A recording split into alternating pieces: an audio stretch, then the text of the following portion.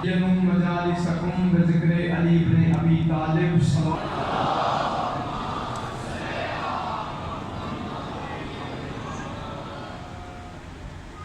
आखिरी रिवायत और कामयाब।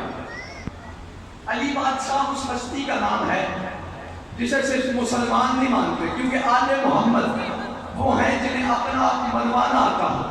मेरे बाद उन्होंने नहीं पढ़ना ना, वो यहाँ से भागने लगे हैं, जो ही मैं छोड़ूंगा वो पढ़ेंगे। बस तवज्जो में कर।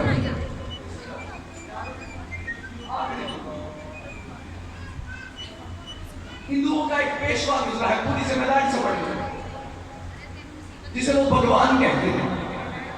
उसका नाम है कृष्ण। कृष्ण भगवान नाम आपने सुना होगा।